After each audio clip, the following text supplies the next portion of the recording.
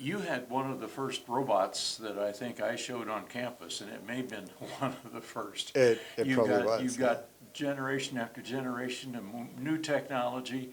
Tell me how has it progressed? You've got an awful lot of technology in that little white box. Yes, yes, yeah. I mean, the focus has always been on how we can improve things for growers, right? So farmers are always kind of at the mercy of market forces. Commodity prices are low, input prices are high, labor is becoming less and less available. So all of the work that we do, as cool as the technology is, the question is how do we make it really useful for growers? And one of the things that we found, we've been early on, the previous robots that you've seen, they were focused more at collecting data from the fields, and that's useful for creating the next generation of more sustainable, more productive, more resource efficient, hardier crops. So lots of researchers at USDA, at public universities, at the private companies have been using these robots. But then, what we started doing 4 years ago now is that we started focusing on what problems can we solve for growers. And one of the things that we quickly zeroed in on was that, when we talk to growers, one of the practices that keeps coming up that's really beneficial potentially, but hard to adopt is cover cropping.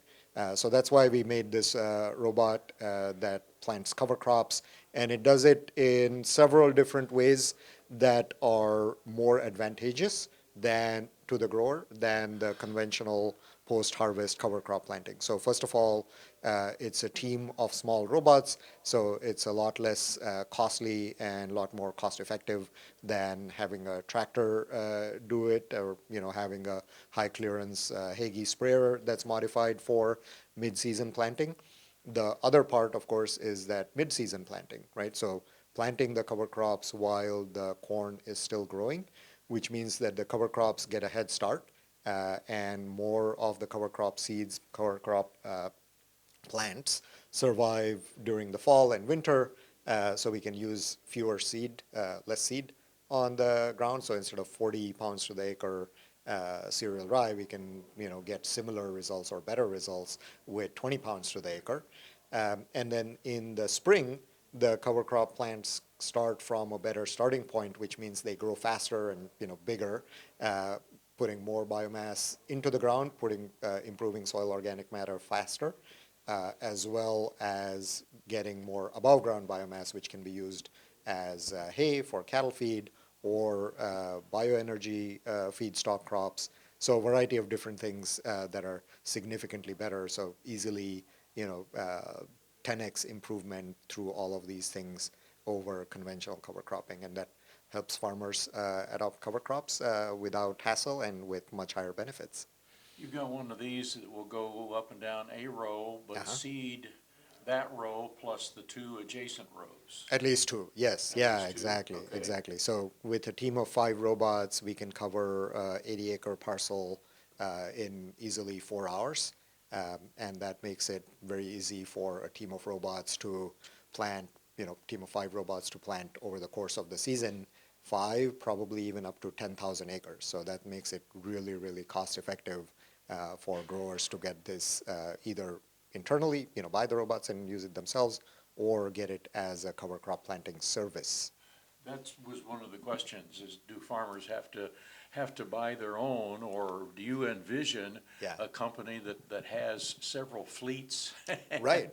and can go out and service several farms at the same time? Exactly, right, right. So the vast majority of growers in the Midwest, what we're hearing is that they would prefer to have it as another custom application service. So they're working with their retailers to get custom application of, fungicides, pesticides, fertilizers, even in many cases. So this would be another thing that farmers get as a service. They don't have to worry about buying yet another piece of equipment, maintaining it, managing it, learning how to operate it, although it's super easy to run just with a simple tablet app. So service cover crop planting as a service seems to be the most popular option.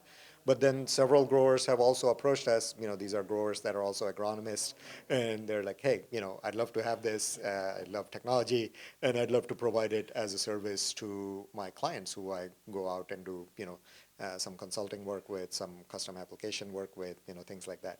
You've had 4 years now to really be for people to learn about you, Yes. learn about the equipment. Do you have a number of them that are out and in the market at this point? We are currently doing mostly in-house work. So we have, last year we were working with about 10 robots. We went out and planted cover crops on farmers' fields, on some of our own trial fields. We're still making sure that the technology is really good. But for next year, we'll have 40 of these robots out, some with outside partners that have signed up to do planting with this, some ourselves. And then we're taking signups for at least 10,000 acres of cover crop planting, mostly focusing on central Illinois, just logistically keeping it straightforward.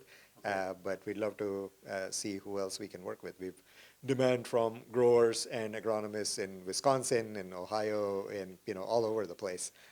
So yeah, it's certainly a bright future for this. Is there a retail price for these that you have established at this point, or a price range? Yeah. Depending upon the technology that's on that piece of equipment? Sure, sure. It'll certainly be under $10,000 per robot if we sell the robot. And then in terms of just the cover crop planting service, it'll be somewhere in the neighborhood of $10 per acre just for the planting service as we scale up. And then right now also the great thing is we have funding from USDA to actually come out and do cover crop planting as a service. And the USDA funds take care of everything. So in the short run, if you sign up early, you get it for free, and you get some incentive payments.